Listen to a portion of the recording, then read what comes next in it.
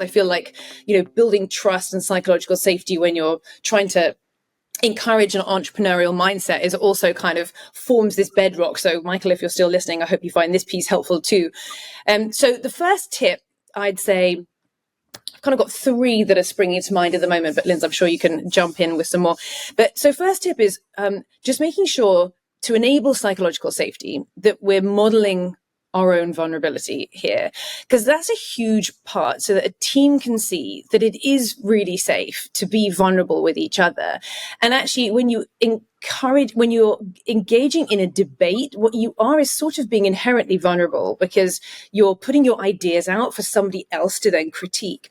So you want to show people that it is okay to make mistakes in that group setting, So what does that really look like? How does it sound when you're doing that? Well, it's things like saying, I don't know. Invite that dialogue into the conversation, ask for help in those team meetings, bring something to the team that you're saying, look, I don't know what to do here. Like, what would you suggest? Help me with some of your expertise that we have here.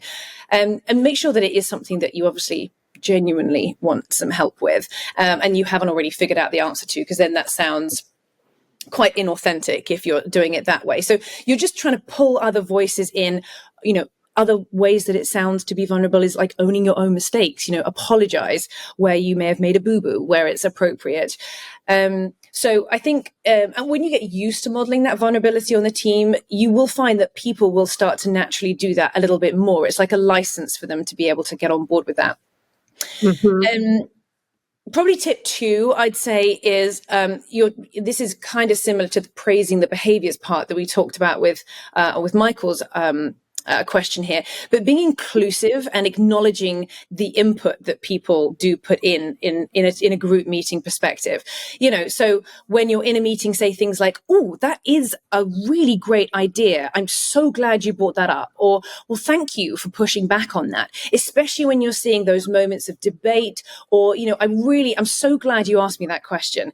Those kinds of things where you're reinforcing the questions, the debate piece, the honest feedback that you might be getting about an idea, and just making sure that you're giving room to those other voices, being inclusive. Heidi, I haven't heard much from you recently, and I know that you have deep expertise in this area. Like, what do you think? Do you agree with what Sam has said? So that you're kind of really making sure that you're calling on people and pulling from their expertise.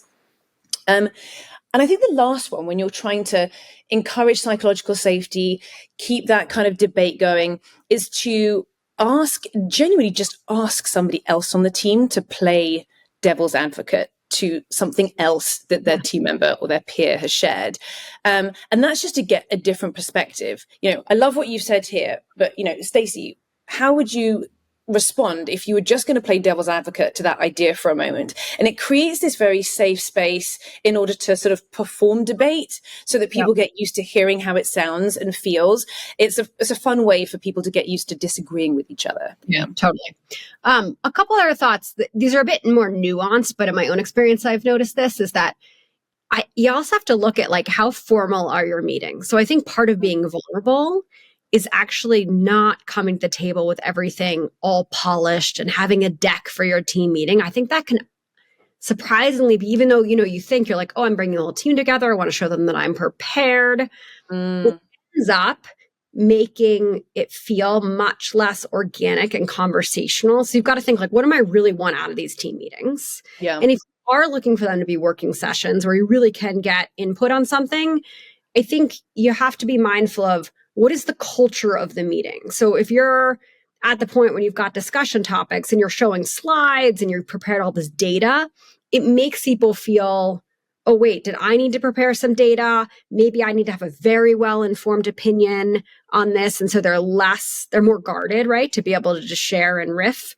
And so I think that just be mindful of what is sort of the culture of the meeting, and maybe less is more. I've learned this myself.